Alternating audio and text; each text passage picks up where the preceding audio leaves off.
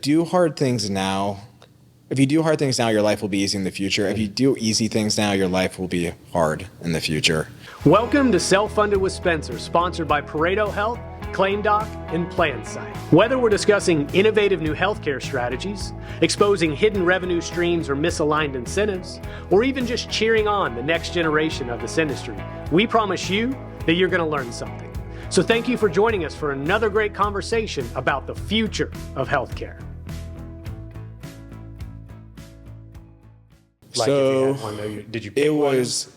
I picked one in middle of October and started training early August. So oh wow, you didn't get it wasn't a long amount of time. No, it wasn't a long amount of time. But I did it. It ended up being like an unbelievable experience. And it was just one of those things like, man, you would have asked me this 6 months ago. I told you were nuts. I never would have done this. And it's just like, all right, I put my mind to it. Do you always have the aerobic capacity though? Because if you're only training for a couple months and not running a lot of distance before, then to go to 20, was it 26.2 26.2, yeah. I mean, do you have natural capacity?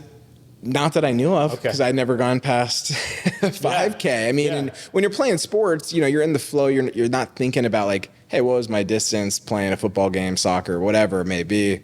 So I never really knew. So it was just one of those things that never was on my mind until it was, and then ended up loving it. And next thing you know, I'm running a 40-miler in June and the New York City Marathon in November. Okay, man. Yeah. Well, let's go ahead. I assume we're ready to start, right, Nathaniel? I want to capture some of this. We may even include the pre, but those are subjects I really want to go deep into since it's important to you. It's important to me, the health and fitness. So, man, Bellanca, thanks for coming down, man. Did I even get your last name right? You nailed it. Okay, you nailed it, yeah. And what I should have covered this before we sat down. Your actual role at MMA. What is are you a consultant? I'm a benefits consultant. Okay. Yeah. The title is Vice President of Employee Health and Benefits, and it's a role where we're working with clients on benefit strategy and total rewards. So benefits, consultant, broker, producer. All of the above. Yeah, all the above, man. Well, I appreciate you clarifying that. And I think that will shape our conversation today. But I think as you and I were talking before you sat down, it's not the only thing we're going to cover because you and I have a lot of alignment on some other stuff as well. But we do have to touch on the fact that you had a little bit of a nightmare getting down to Dallas. So why don't you recap your quick travails getting down here? Yeah, so if I look a little tired, I woke up at 3 a.m.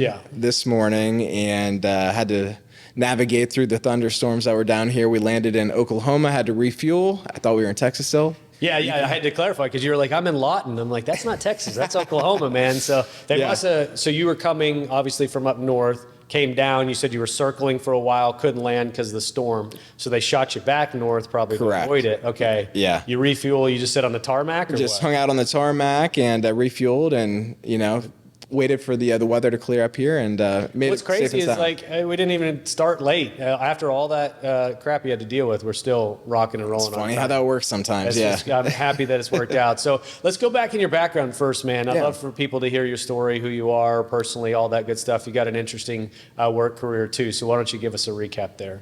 Yeah. So I mean, at the core, I'm a family man. Love my family. I love helping people, and I'm super passionate about personal development and really becoming the best person I can possibly be, really just to do a really good job at the first two things I mentioned in life. And, I early on, I moved around a lot as a kid. My parents were divorced when I was young, but it gave me a great opportunity just to become really adaptable. So grew up in Columbus early on, moved down to Atlanta, Boston, Chicago, back to Columbus, all within 8 or 9 years. Oh, wow. So it was a great experience. Looking back, man, I was able to make friends quickly. I love sports, super competitive, driven. And I think that's helped shape who I am today. And it's interesting looking back and kind of where I am now. I have a great dad and a great stepdad. They're probably the two best salespeople I know. Oh, yeah? They're very different. They're similar in some ways, but also very different. So, having that influence in my life, I think, I guess I was kind of destined for a life of sales. Well, too, obviously, like you said, moving around a lot forces you to get out of your comfort zone because you've got to make new friends really quickly. And so if you do that over and over again, you naturally know how to relate to people, open, 100%. Break the ice and all that stuff. And I think that's probably what helped shape you as a salesperson too. Yeah, absolutely. So that, growing up, like I said, love sports, had, a great family, great guidance. I'm the oldest of 7 technically. So 3 sisters, a brother, 3 stepbrothers. They all kind of live different parts of the country. Do you guys all get together at some point for Christmas or holidays or anything like that? So basically, yeah, all my sisters are on one side of the family, and then my brothers are on the other side of my family. Okay. They're all out west for the most part, and then my sisters are all here in Ohio, and now one in DC. So it's really all with my sisters, and then all with my brothers out west. Yeah. So it was an interesting upbringing, having growing up with my sisters in Ohio for the most part, and then having family out west. I go see my dad and visit family out there, Where'd you go to college? Basis. So I ended up going out to University of San Diego. Oh, okay. And I would say, kind of going back to my upbringing, with my dad and stepdad being great sales guys, I was thinking back, I think one of the best sales they ever made was convincing University of San Diego to let me come and play football at that school. It is a D1 AA football school. Jim Harbaugh coached there for a little while. And that obviously gained some notoriety. So, because you and I are about the same size. I'm a soccer player. You're taller. You're taller than me. I know. Yeah, it's hard to believe. Defensive back. Okay. So I was the prototype 5'7" defensive back from Ohio. Were you pretty big at the time? Were you? I think maybe like 170 pounds. Okay, all right. But it was probably fast though. It was fast, yeah. But back in the day, this is before Huddle. It was the VHS tapes, and thankfully I had a really good junior year and got on some of the lists for like all state, all district, whatever it may be. And again, everything was done via VHS.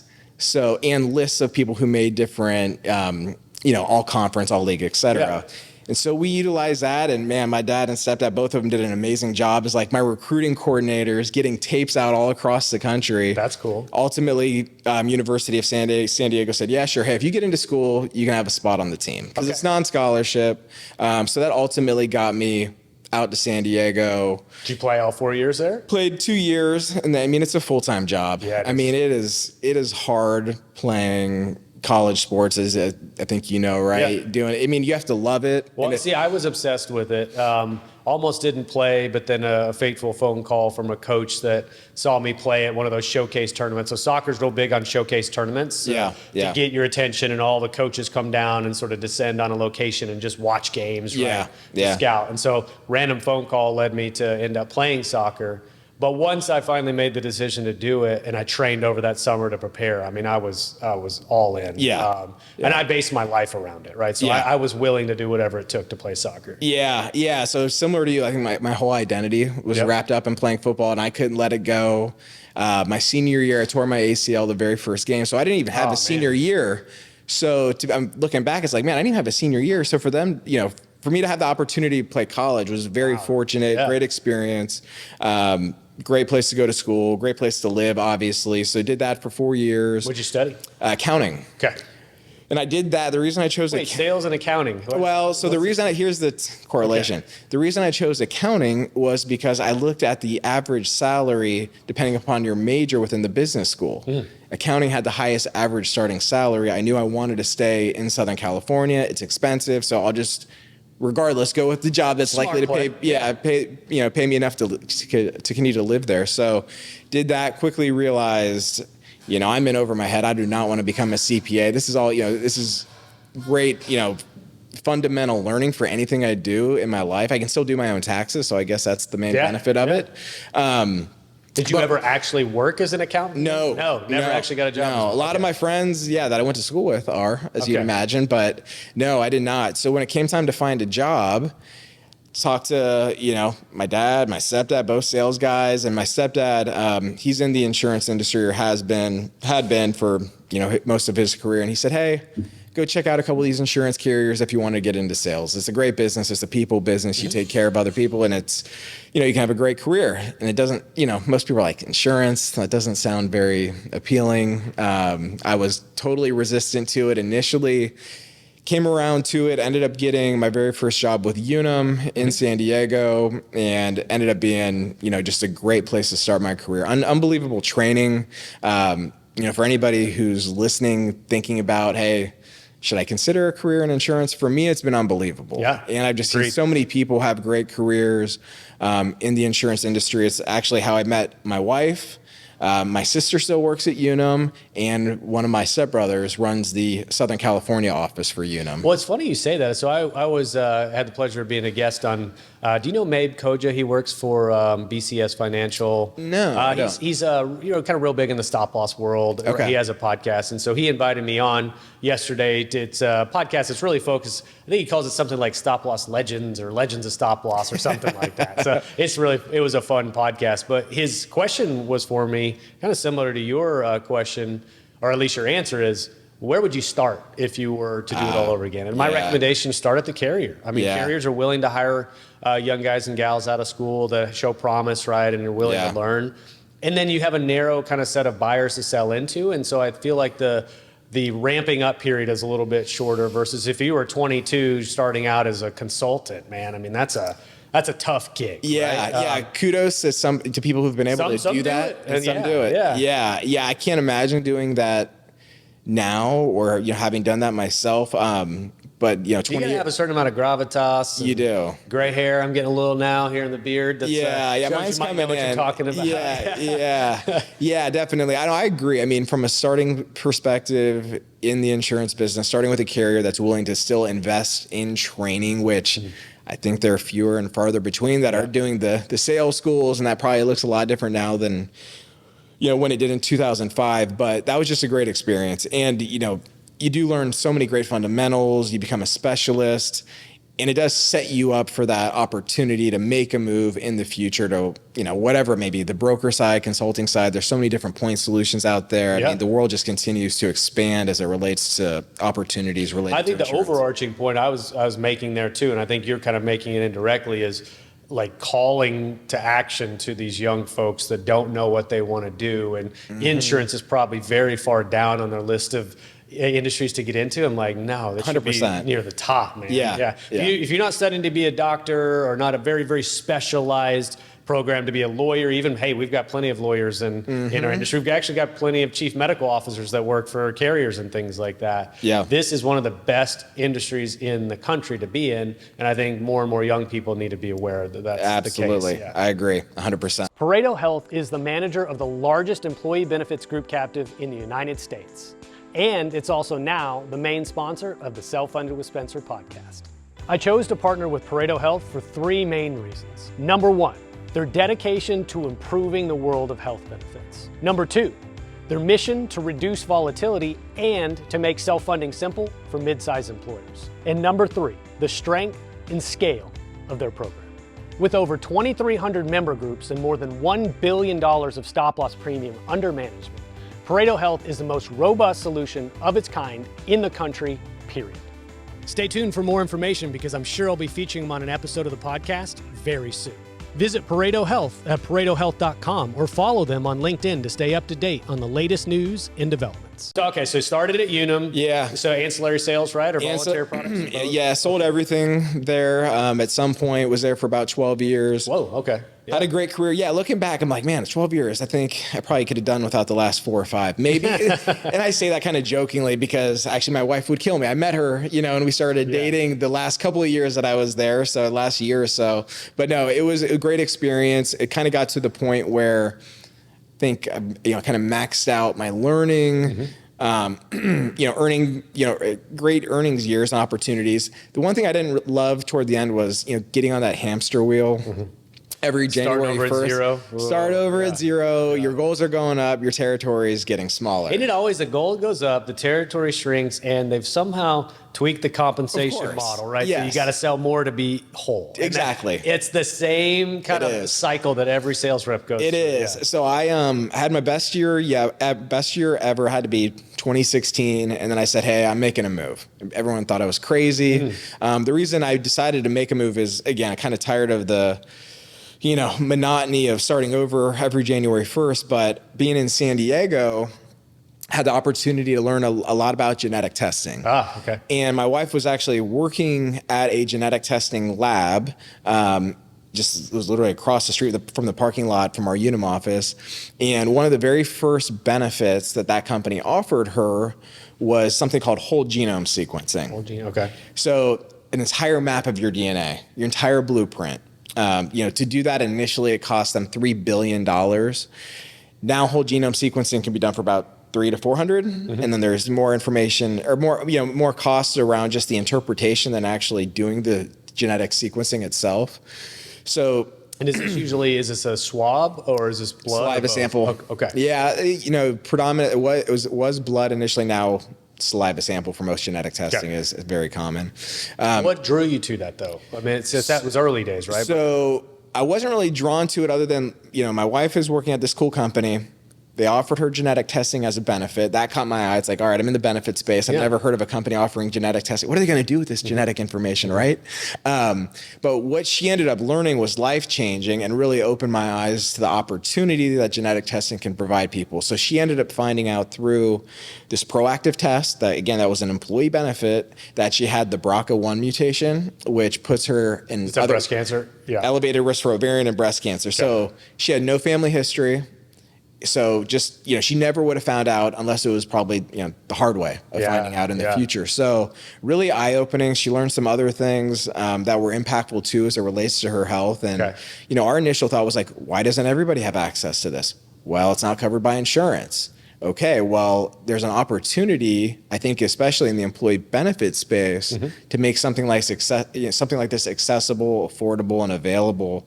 So that kind of led us down a path of working at a genetic testing startup company, building a product, go-to-market strategy, building a sales team. It was a great experience for 4 to 5 years. Had a good run. And then I also... Was it ultimately a difficult sell? It's a concept sell, right? And obviously, since it's not commonly covered or deployed, then there's also maybe the resistance to the initial cost and what is it going to tell me? Yeah, tell me about some of the obstacles you had. Yeah, great question. There's advice. I forget the guy's name that gave me this advice. We were involved with an organization called EHIR, Employer Healthcare Innovation Roundtable, I think, okay. EHIR.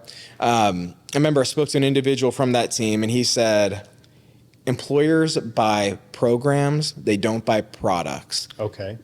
And I think what he was meaning by that and how I took that was, don't show up with something that provides a one-time benefit. It needs to provide ongoing value. Okay, I see. So that thought process kind of was the catalyst for, okay, we need to build a program, a benefit offering that provides value now and ongoing and in the future if something like a cancer diagnosis was to occur. So I'd say, programized this genomic offering to make it easy for employers to wrap their mind around and easier for brokers to sell. Okay. So we built this kind of like next generation benefit program and reverse engineered it from the lens of the buyer. And as we know in the benefit space, a lot of people don't understand the buyers as it relates to, hey, you have the employee, you have the benefit decision maker, you have the broker, and you need to sell to all three of them. Who have slightly different preferences and needs and the styles in which they buy. Yeah. You're speaking my language, man. Yes. I mean, that's basically what I've done for the last 12 years is sold to those various personas. Yeah. So you said you had a good run 4 or 5 years. Ultimately, what precipitated or what caused it to move on? So I think what I learned quickly, all of us are just one strategic meeting away from needing a new job. So that was something that rocked my world. I was really wrapped up, I think, kind of had my identity and I'm sure ego wrapped up in this startup. So that was, it was really challenging, but, it gave me a dose of compassion and empathy for other people going through that situation that I don't think I ever had. So this was a couple years ago now, and I took about 3 to 4 months to try to figure out, all right, what do I want to do next? I've had this run working for the carrier, now this startup, and the whole time I've always worked through brokers and consultants, worked with some great ones, some amazing ones, some other ones you're like, Tom Broker, this Joe Broker, Joe Short Sleeves was the broker nickname that we had. Short Sleeves. Joe Short Sleeves. Yeah, the short sleeves with the tie. That could be a good outfit for Tom Broker, maybe. Write that down, Ben. Yeah. I thought maybe this is the opportunity to make that transition. So I spent, like I said, 3 to 4 months, and I'd highly recommend anybody going through a career transition. Take your time. The right opportunity will eventually present itself to you, and it'll become so obvious. what the right choice is. So thankfully I was able to do that. My wife was super supportive, kind of gave me the runway I needed to. So prior to that, had you ever considered working on the consulting side though? Because I thought you're switching seats, right? Or sides switching of the table. seats. Yeah. I mean, kind of ignorantly, candidly, I didn't know what brokers made. Probably in the first 8 to 10 years when I was a Unum, I'd hear, but I didn't ask the right questions. Yeah. When I was on the carrier side looking back, I did not take enough time or ask the right questions to better understand the broker, better understand HR leaders and benefit decision makers. I was just so focused in on, hey, I have a 30-minute window to go in and sell. Yeah. We have a competitive rate. I'm going to sell you on why we're better than the other 4 or 5 carriers. It was so focused on that and like the traditional relationship building that I didn't really get into understanding the life of a broker, what their world looks like, as well as I should have looking back. So I had been approached at different times, but hey, would you ever consider going to the broker side? I'm like, nah, I really like what I'm doing at Unum at the time, or this genetic testing startup was really cool. And, I was really comfortable until, again, I wasn't, and I had to make a decision. So I was back in Columbus, Ohio, moved back with my wife and a couple kids 2.5 years ago now.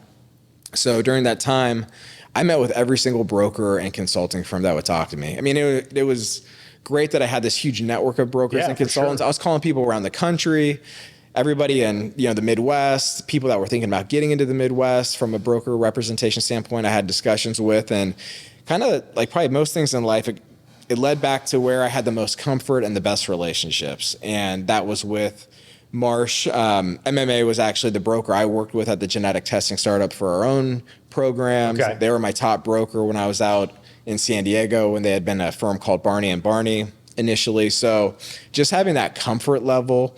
And the other piece too is MMA had acquired many firms that had been tied to AssureX Global. Yeah. And my stepdad had been the CEO of AssureX Global for years. He retired just a couple of years ago.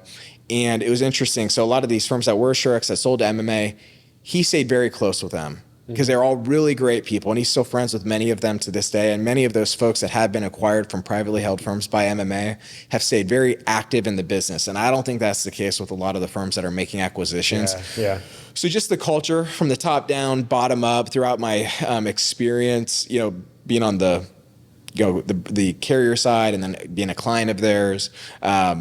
Again, I didn't jump to them right out of the gate. I kind of wanted to test the waters. And again, I highly recommend that for anybody who's looking at their options, right? Because eventually, if you make a choice, everybody else becomes your competitor. So having that additional intel is helpful. Well, so I was curious, right? So this is you have a different buyer now. Yeah. You probably have a different way that you sell.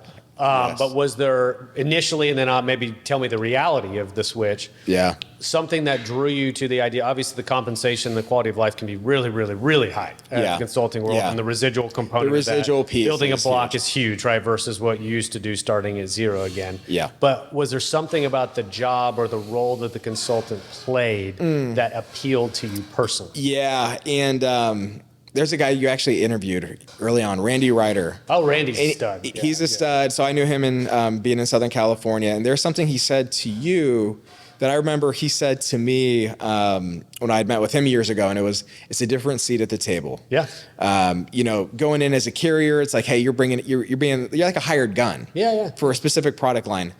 And I did like that concept of like, all right, you're the quarterback. You're running the team, you're the one ultimately managing the program, on behalf of the employer in partnership with the client. And that did appeal to me. And I think it kind of, looking back, it felt daunting. I'm like, man, you have to learn so much. I hear so many carrier people say, well, I'd make the move, but I don't know medical. Yeah. I don't know stop loss. It's like, it's okay. The people that are brokers now, they didn't know medical or stop loss when they first got into it either. You just have to be willing to learn, have that growth mindset.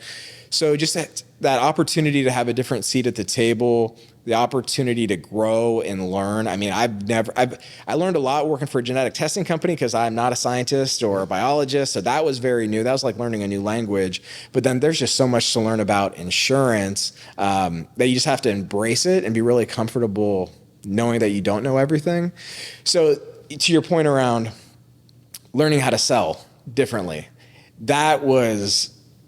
I thought I knew that, but until you go into your first couple of meetings as a broker and consultant, and you have good training and you're prepared, man, like my old carrier sales mind was like in full force. And I'm like, I got to shut that guy up. Like, it's a different deal now. You're here just to ask questions, to learn, listen, learn. You're not here to sell. You're just meeting somebody for the first time. I had the good fortune of observing a great salesperson in the role that you're describing. And I remember sitting on some prospect meetings and how much of it was really just asking the buyer about their problems or what are you trying to solve. And it would felt like it was almost an investigation more than it was a sale. Right. And so I'm going, oh, so that's how you do it. You don't just come in and then open up a book and say, I got all your answers, right? You don't know until you actually find out and ask the right questions to find out. Yes. And so at a very young age, got the ability to see that play out.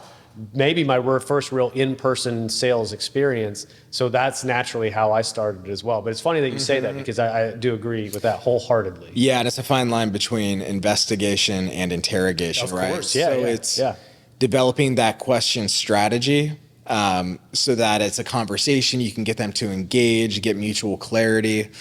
So that has been kind of like learning a new language over the past couple of years as it relates to, how do you conduct first research meetings? How do you conduct presentations? Just there's so much more that goes into it than I had ever imagined. Yeah. So, but I mean, how many years has it been now? 2? Coming up on 2. Coming up on 2. So assume obviously it's going really well and you were down here to talk about it, but give me some kind of lessons learned, good and bad. I'd love to hear the reality of that transition. Yeah. I would say, a big part of the transition has been just a change in mindset. And when I say that, it's something I've had to work at and get more disciplined in my life than I ever have before. And I'd say I had to like strip it back. And then thankfully I have a really good coach/therapist that's helped with a lot of this, candidly, where I've had to kind of strip down to like, hey, what is your why? What is your passion? Like, what motivates you? Like, start there. Okay. And then you need to be extremely disciplined with your time, especially with 2 kids like you have. You just have to be so focused in and organized as it relates to, where you're spending your time, and then kind of like priming your mindset as you go into a week. So, I mean, for me, the routine that I've had to set up now is Sunday nights, I have an hour at some point, maybe after the kids go to bed or sometime during the day, where I can just, look at the week ahead. Everything's color-coded on my calendar. I know exactly what I'm doing on each day. Basically, every minute is accounted for. And a big part of that is because kind of foundationally, it's like I need to be able to take care of myself in order to be great at my job and take care of my family. So with this busy schedule, like when do I find time to actually take care of myself, whether it's workout, hop in a cold plunge, sauna, meditation, all these things that I love to do that help keep me centered. I had to be really organized now, and I never had to do that before in my prior life. So kind of starting there with just reframing my mindset, being really disciplined, getting a new routine, and then, I think the other step has been, again, around preparation for whether it's meetings, networking, just having that abundant mindset, kind of being detached from outcomes, having high intent. It's not about, hey, I need this sale. You can't go in and approach things from a perspective of, what's in it for me. It's truly, hey, how can I be of value? How can I help you make connections? You just never know where a meeting is going to go, and you just have to be open with that. And it's also getting really good at being present in discussions and conversations. I think so many people are thinking about, hey, I'm going to ask a question, and then I'm going to think about what I say next as you answer the question. Right. That is a very difficult habit for many people to break. And I'm not perfect at it. I have to work at it constantly. It's like, ask a question, shut up, and listen. And it's amazing what people say. It's so funny you say that. And I didn't mean to interrupt because I'm going to make a point about not interrupting. But we started using this software called Gong. It's a sales sort of observation augmentation tool, and so it'll listen. You have it record your sales conversations via Zoom, and then it'll look at what percentage of the time you spoke versus the the quote unquote prospect, and how much time in between when you ask a question or somebody asks you a question, you answer, and there's a certain target amount of time to pause. And what you'll observe is a lot of people are wanting to they're trying to jump and answer the question before you've even finished asking your question, right? Because it's just like either whether it's a desperation not to have downtime or any pauses or silence, which that scares people. I think it's like you're so eager to give them the answer that you can't even wait for them to ask, right? Yes. And I see that sometimes even with people I'll help coach internally. I mean, they're interrupting me all the freaking time. And I'm like, probably every once in a while, just stop. Stay quiet for a second, and then you can talk after that. But it's like they've always got the answer before you're done. You're like, man, I don't even know if you're aware of this habit. So anyways, I'm observing it in real time, and these are recent things that I'm getting a chance to see now that I sit in more of a coach's position than I do the salesperson. Yeah. And it's one of the most frustrating things that I observe right now. Yeah. These interruptions. Yeah, and I was guilty of just that and worse, I'm sure, especially early on, even just out of the gate a couple years ago. I was giving feedback. Hey, Nick, you're asking good questions, but you're giving them the multiple choice answers and they're leading answers. So maybe just ask a question one at a time and just start there. I'm like, wow, I've probably been doing that my entire sales career. So, just having greater awareness around how to have an effective dialogue and conversation with somebody, it's hard to do. It's hard to break old habits. But I think... Well, I think everything you're saying to me right now is you've decided and realized you have to make yourself better in all facets, right? You're making Nick Bellanca a more well-rounded person in every aspect of your life so that you're also an excellent consultant as well. So it's this phase of growth. Yeah. PlanSight is a complete game changer in the world of insurance brokering. As a broker, you know how time-consuming and error-prone the traditional RFP process can be. But what if I told you there's a better way? PlanSight is the only end-to-end RFP solution on the market made specifically for benefits agencies. It's like having a superpower that gets you an average of 8 to 10 hours back per employer renewal per year. And the best part? PlanSight supports all carriers, all funding types, and all group sizes for over 20 different benefits. If you're ready to make your RFP process faster, more efficient, and more profitable, it's time to call PlanSight. Visit plansight.com now to book a free demo and discover the future of insurance renewals. Yeah, I think so. I heard a good analogy the other day and was just on a plane. Thankfully that they didn't have to bring it up, but it's, put your oxygen mask on first and then you can take care of everybody else. But then there's a balance too, right? It's like, okay, at some point you're probably taking too much care of yourself and too focused on you. So you have to find that balance of, all right, you're taking care of yourself and now you can do a great job of taking care of those that you love and those that you serve. Well, so I want to go there next, but let's spend a couple more moments on your role as a consultant in strategy. What are some of the things you're kind of liking to talk about right now or getting you excited as a consultant to have conversations with these employers? Yeah, well, that's a great question. I know that wasn't a leading question because the first thing that does come to mind is Pareto. So I will say I'll give a shout out to Laura Fox. She did an amazing job. Awesome, yeah. She's great. Her and her team did a great job helping us get a win with a new client at the end of last year. And, that was the horse that I rode in on as it relates to, hey, here's how we think we can help you based on everything we know about your organization. And I think being on the broker side, you have to be careful writing just a solution in, but it was the right fit. Everything lined up perfectly. So, it's gone great. It was the right move for the client. So I'm excited about that. And, we have other opportunities, especially for, whatever reason in the Midwest, there's still a lot of fully insured groups, I'd say between 100 and 500 lives. And there's usually a story, right? It's usually, hey, we used to be self-funded 15 years ago, right? Exactly. Yeah. And they're like, no way we'd ever go back to that. Well, have you ever heard of a captive? No, I've never heard of a captive. I've asked that question and heard that answer no less than a couple dozen times over the past few months. And, I think there's just a great education opportunity out there as it relates to the merits of self-funding and ways for fully insured groups who are maybe smaller, under 500 lives for them to make that move to self-funding in a responsible way. Right. So I think, and it's been fun, man. I'll give you credit. I learned a lot about self-funding just by watching your old kind of cheesy videos now on the whiteboard. They feel cheesy to me. It's funny you say that because I look back and go, well, and I bet you think they're cheesy, but they're still very educational and valuable. I was with a solution provider the other day and I was talking to their founder and he's like, yeah, we have every account manager watch your stop loss videos. Yeah. Okay, so they're still serving their purpose. They are. If I know what I know now versus what I knew then, which was zero, I probably would have done things a little bit differently. But it's hard to look back. You have to start somewhere, and you just sometimes it's that idea of massive imperfect action. You just go take action, even if you're not perfect. Yeah. So, anyways, I just bring that all up to say thank you for bringing it up. But it's still funny, almost 4 years later, to see those things still circulate quite a bit. Yeah. I mean, to your point, I did exactly what some others have done. Is I shared it with our account management team. I said, "Hey, watch this. Especially if you're newer, it's a great way to learn self-funding." So that that's one. I mean, I love the concept of self-funding.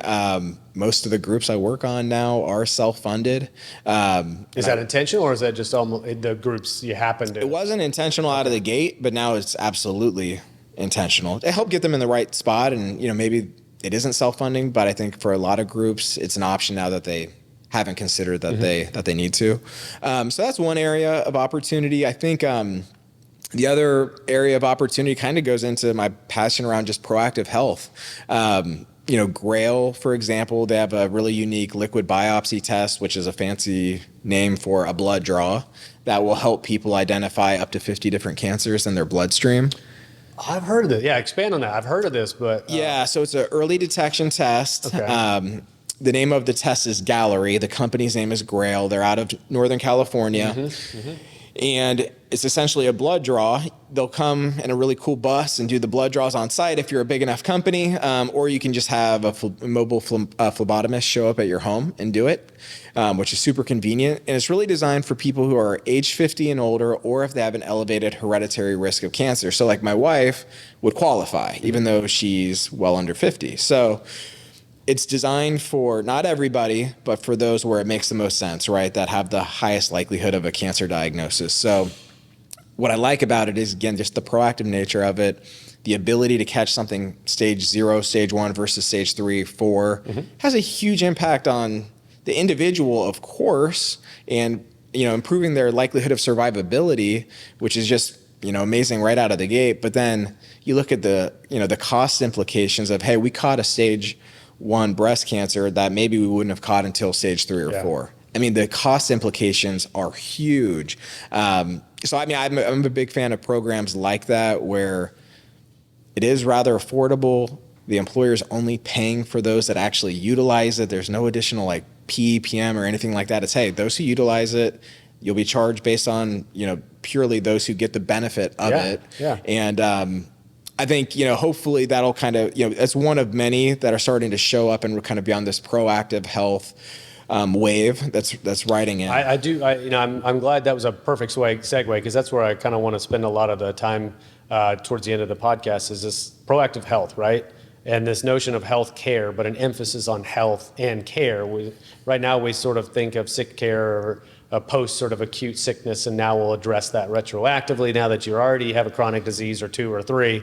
It's like, no, what about all the proactive things you could be doing, like a Grail, or you're adding cardio to the mix these days. It's just those so rarely get talked about, and if they do, they're so far down the list of order of importance that we give. It's frustrating to me as somebody that loves kind of personal accountability and health. It's really frustrating to me that that's the case. Yeah, and I think wellness programs initially, I mean, they're well intended. Yeah. Did they really spark much behavior change? I think it got people got on the they were sent down the path of, okay, we'll do HRAs, we'll do our biometrics, our annual screening, all good things that people should do.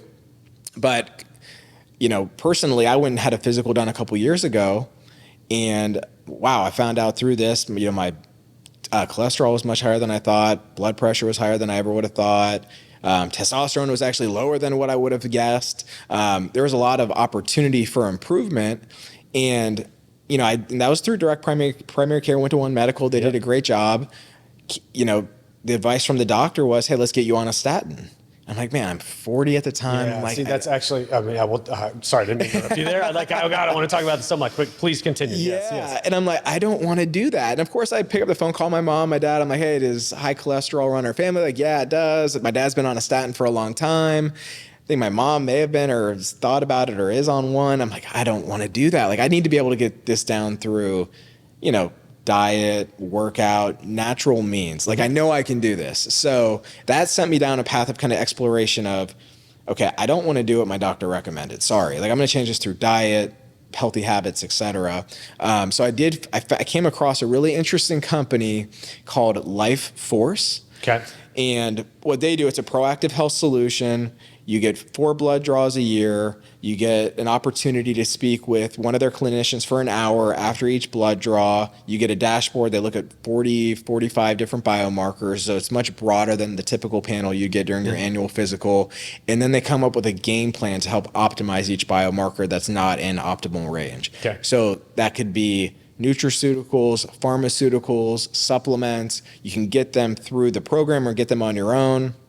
And then you can actually begin to address those specific areas. Put an action plan in place. And that's what I just didn't feel like I got that from my experience with my PCP, which I don't think most people do. I mean, the fact that I was able to spend 45 minutes with my primary care doc is amazing. And I understand they don't have time typically to give you, hey, here's your nutrition plan for the year. Here's your diet plan. Here's your workout plan. I had to go find that on my own. And the really cool thing about this Life Force is they have decided to enter the employer market. Yeah. So they call it Life Force for Teams. So that's a new solution I'm excited about. We've had their CEO speak to it's like a broker collective that I'm a part of. It's called the RAD Collective. There's about 50 different producers, consultants, practice leaders across the country from some of the larger firms that meet up quarterly and annually in person.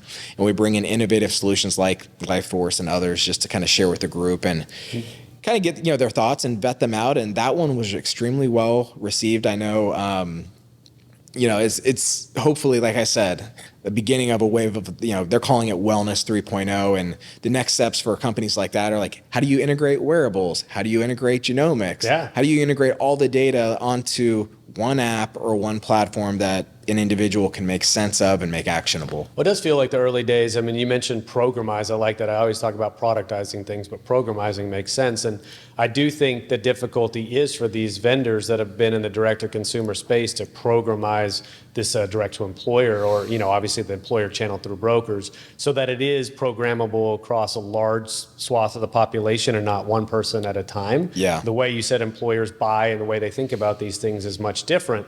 But I think that's where you get real scale and real critical mass is if you can convince 1,000, 10,000 life employers to do that across their population. Yeah. Not only obviously is it easier from a sales standpoint to get a larger cohort, but it's if we're going to see an actual change in healthcare outcomes in any meaningful way, it's going to have large groups at a time, not Absolutely. one over Yeah. and over. Yeah. So how are you seeing them do that? Have they done a decent job of programming it, in your opinion, to get it ready for? They have, employers? Okay. Yeah, they have. So they have, two different pricing models from what I've seen. In my opinion, it'll likely start out as more of an executive benefit or a benefit for organizations that have high-paid employees. It's really a productivity play. Okay. I mean, when are you most productive as an individual? Usually when you're healthy and happy. So, all right, maybe some of these newer solutions, they don't have a guaranteed ROI out of the gate, right? They haven't had a longitudinal study done yet because it's a brand new solution. It doesn't mean it's not valuable. So I think you have to help educate the employer on, hey, the right lens to look at this is it's a productivity play. You've invested God knows how much money in wellness programs. Have you really seen the lift there that you've expected? Right. Maybe not. So I'd say for some of these newer solutions, you have to look at it from a productivity perspective. So for me personally, I've seen, huge improvements. Cholesterol dropped 80 points. Testosterone went up with 70%. ApoB went down. Hugely positive impact since I joined that program. ClaimDoc is a medical claim auditing and member advocacy company. We provide fiduciary services to employer-sponsored benefit plans, and allowing them to create an environment where we ensure that the benefit plans are being charged in a fair and reasonable basis. My business is basically people, and it become a real simple transition. We thought it was going to be far more complex. I've saved, we'll say, hundreds of thousands of dollars. I could not say enough about ClaimDoc. And you're also tracking via Whoop, right? Wearables as well. So we're big on the wearables. I mean, and the big thing, one of the big changes from whether it's Aura, Whoop, that I made was sleep. Like just understanding how your sleep impacts everything.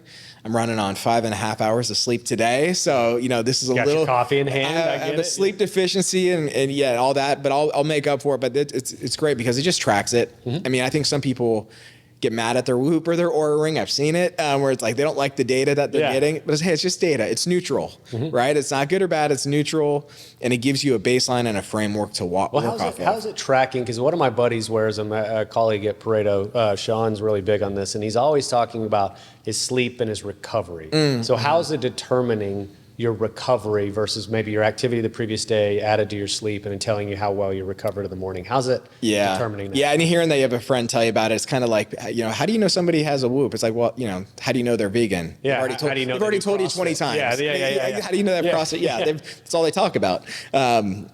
So with the way that it'll work is it'll track, again, like it'll track how many hours of sleep you had. It'll track the quality of your sleep. So you can get a sense of, and I think I've had like 1,400 days of data in a row on this thing. Whoa. So it's credible. So the more you wear it, the more credible the data is. So I know like my optimal sleep time is literally like 8:45 to 5 a.m.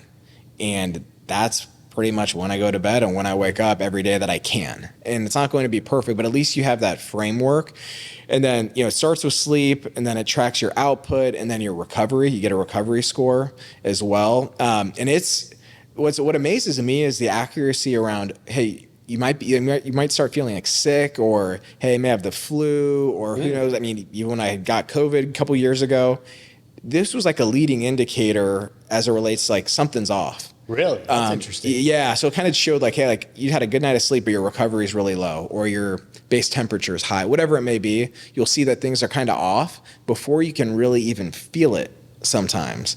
So it's like, all right, you can kind of make adjustments accordingly based on it. So I'm a huge fan. Okay. They're not for everybody, but I think, again, if you like data, which I do, I love data, you can use it to track improvements. And it's probably, you said you're in your 40s, I'm 41 too. It's probably something I need to do with more specificity is like, I know the broad-based things to do to be healthy, right? And I know I need sleep. I know I should, abstain from alcohol for the most part, or even especially closer to bed. Or for me, I know that if I either intermittent fast in the morning or have a very protein heavy and mostly protein and fat meal in the morning, I do better. Like I know those things directionally. Yeah. But there's not really any data behind me reinforcing why those things are working. I just go, here are the big picture things that I do on a daily basis. Yeah.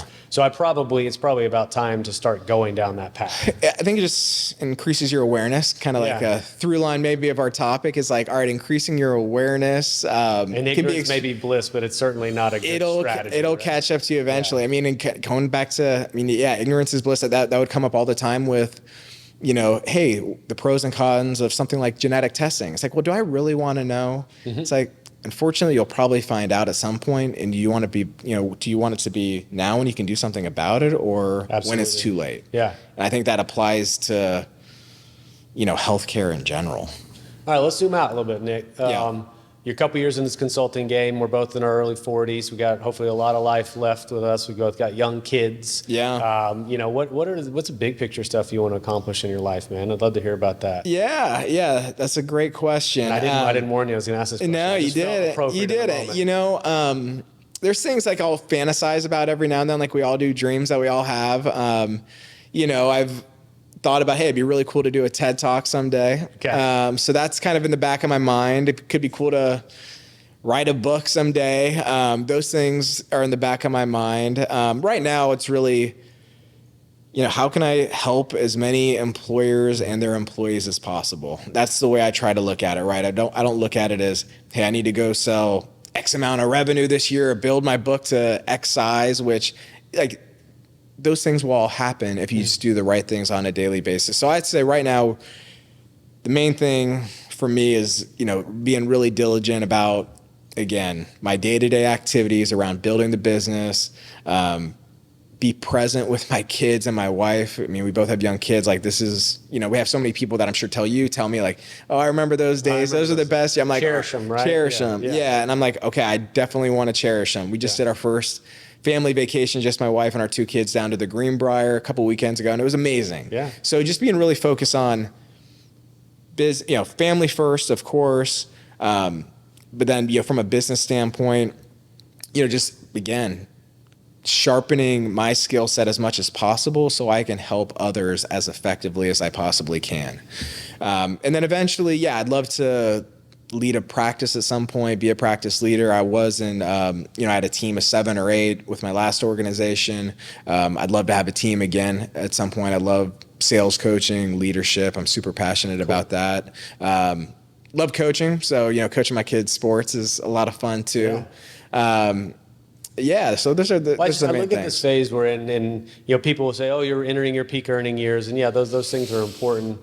But I just think young enough to still feel like I have a lot of energy, still like I have a lot of ambition of what I want to accomplish. Yeah. But you're starting to feel everything sort of come together, at least in my career specifically. So everything that I've done in the last 15 years has culminated in what I do today. And, I sometimes will tell people, I had a post earlier this week about my job at Pareto, and so many people they'll go, what exactly do you do? And it takes me sometimes 3 minutes to describe everything I do. And so I'm like, I'm going to put it in a post so everybody knows. Yeah. But I think part of that was me coming to my own self-awareness that this is a job and I get to do this as a job, and it's almost like pinching myself a little bit as well.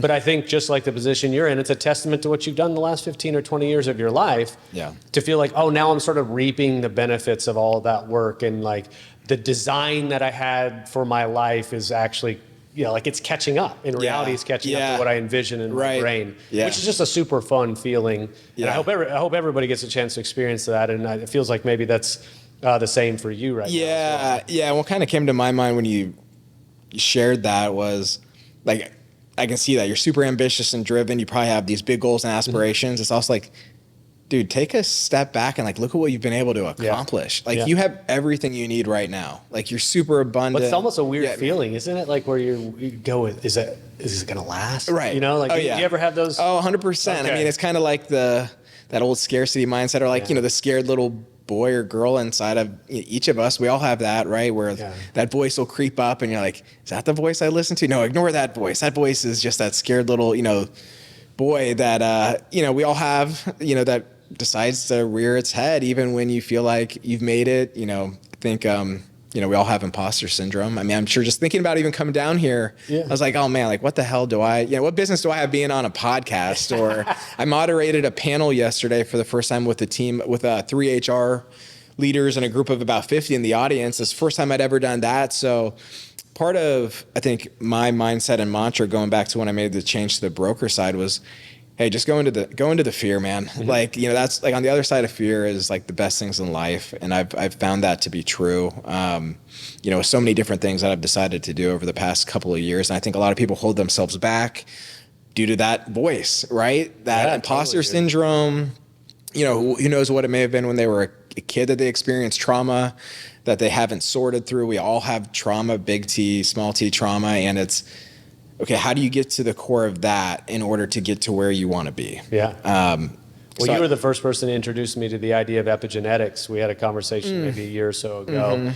And it's actually really fascinating when you start digging back into that. And I think I don't want to take us down a path that we've already been talking an hour or so, but that's something I think that's such a fascinating subject. It is. How those maybe even things that have happened to your parents and grandparents and things like that get passed down to you. And then you start even thinking long picture, and I'm going to take us in a weird place for a second, but you think about ancestors surviving across eons, right? How hard to get here for you and I to be sitting and having a conversation in this beautiful building with microphones in our face and cameras, and Nathaniel's helping it all. It's how hard was my great-great-grandfather's journey, to survive and keep his kids alive? Yeah, it's so improbable that we're it's so sitting improbable here. that we're sitting here and our lives are good, right? Yeah. And so you start tracking back and go, man, either way, and I wonder how you look at this, the obligation that I feel to do the most with my life is I never feel like I can do enough because I've been given so many great opportunities that you just go, well, the only way that you can possibly live is to the best and to the fullest you can possibly do, and anything less is unacceptable. Right? Yeah. That's the way I approach it. Well said. No, I think gratitude comes to mind. And just being super appreciative for all that you have. And we are all very fortunate to be where we are. We have great careers, great family. I mean, it's you have to take us, like I said, a step back and just be extremely appreciative and grateful. And I mean, in our business, right, you can get caught up. You know, you have a client call you, they want to fire you, or something goes wrong on a renewal, like all these little things that can just like set you off. Yeah. But I think it's just like, all right, if you just keep coming back to the core of who you are, you know, you have, you know, the grounding, I think that a lot of people forget, right? Or that connection with themselves almost that they lose. And they'll get so caught up in like these worldly things that ultimately really don't matter at the end of the day. No, they don't. And it's that kind of connection to what do you want to call your inner child or whatever. I was cruising today in my loud, silly Ford Mustang down here and thinking, maybe one of the things that I really appreciate about a car like that is just I'm connected to the 16-year-old version of myself still. And yeah, I'm a 41-year-old guy and I drive this kind of loud, fun car, but I love it. Yeah. And so maybe we just need something that keeps us feeling youthful and the nostalgia that's associated with that. And so you don't just get so caught up in all the minutiae you're just describing. Yeah. So your identity still gets to come along for the ride as well. Yeah. But why don't we do this, Nick? I mean, this has been a really fun conversation, and I think we could go another hour because I think you and I could just literally pick a topic and start talking about it. Yeah. But for the folks that have listened, maybe one or two kind of closing thoughts or what you want to leave folks with to think about before they go about their day. Yeah, I heard a great quote yesterday at the event I was at, and I'm going to butcher it, I imagine, but basically it's, you know, do hard things now. If you do hard things now, your life will be easy in the future. If you do easy things now, your life will be hard in the future. So it's, you know, I've created this weird mantra that I put in my head. The first thing that I do each day when I wake up is I like doing hard things. Okay. What's your hard thing? Is that cold plunge? You mentioned that. Yeah, it could be a cold plunge, which I've had that for about a year now in the house, and I love it, but I still hate it. In the sense that, like, when you're laying in your warm bed, you don't want to get out of bed and get into 43-degree water. And I know it's 43 degrees because, you know, once you get below 50, you can feel every single degree cooler that it gets. So I would just say do hard things because it'll set your future self up for success, and you'll thank your past self for doing those, you know, making those difficult choices. That's a brilliant way to finish, man. Well, I've enjoyed our time. Hopefully we have time to now get lunch, and I do wish for you safer and easier travels on the way home. And then I look forward to seeing you in a couple months up in Columbus, man. Yeah, I can't wait to have you up there. Yeah, thanks. Appreciate it. Bye. Thanks, Spencer.